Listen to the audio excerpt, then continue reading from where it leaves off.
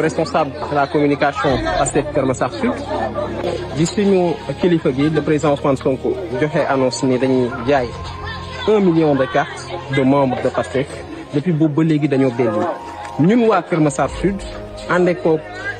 son coordonnateur doyen Ousmane Diop ñooy woo askanu Kër Massar bi yëpp département wu Kër Massar samedi incha allahu rabbi ñu tàmbale suñu vente des cartes fii ci terrain basket bi ñu ngi leen di woo yéen ñëpp bu ko kenn raté gars yi. terrain basket bi tey di waajal lancement officiel le 25 et le 26 juillet fii ci terrain Aïnou Mady bi ñu ngi ciy woo képp dëkk Camille Basse maa ngi ciy woo képp dëkk Parcelles unité 3 ba unité 4 fii lay xewee nag dañu bëgg a am record de vente ñuy woo tous les Massarois. machallah min puɗɗore Ousmane min gayni faye Sonko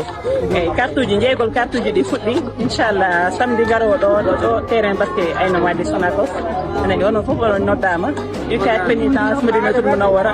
onon fof on noddama e gargol e carte uji e waaw inchallah min goppa on rendez-vous samedi inchallah i programme ti Sonko ko noon katu kastaw samedi jewña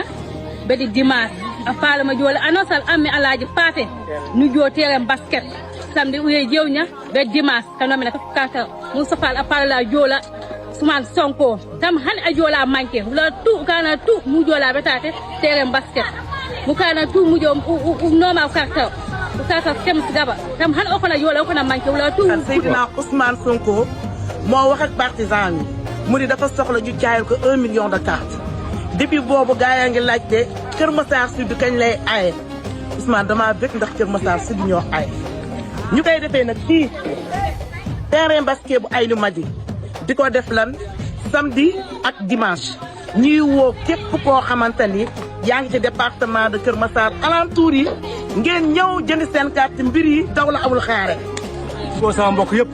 ouvrier yeeg yëpp marché ambulant yeeg mécanicien yeeg chauffeur yeeg ñëpp le 25 di samedi ak dimanche ñu am carte bi nit ñëpp ñëw nag. waaw salaamaaleykum waa Kër Massar maa ngi leen di nuyu di leen ziar leen wax na man la Fatou Bintou Sow responsable politique Pastef Kër Massar Sud may lancé benn message di leen wax ne vente des cartes yi commencé na fii ci terrain basket Aïnou Mady derrière hôpital dispensaire Madame Ba ma ci woo ñëpp surtout nag fa ma dëkk Kange 2 la Linguère derrière Auchan cité Maam Dior Kër Bakka ñu ngi leen di woo yéen ñëpp venez massivement maa ngi tudd Ndeye Dieye fii ci Kër Massar Sud ñoo ngi leen di woo ci jaay carte yi ñu ko seenee def samedi ak dimanche ñoo ngi leen di woo yéen ñëpp ku ci nekk na nga ñëw indaale sa pièce d'identité ñëw jënd ci carte fas yéene fal suñu président Ousmane Sonko 2029. doom Adja Ndiaye dëkk cité Sonacos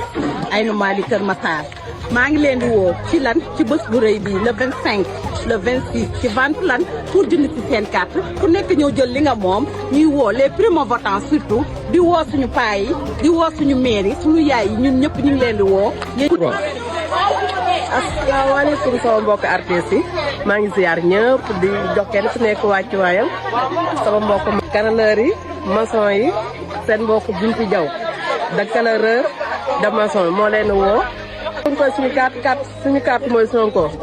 sama carte mooy Sonko Sonko mooy sama carte du ma ko romb woo naa ñëpp sama waa koñ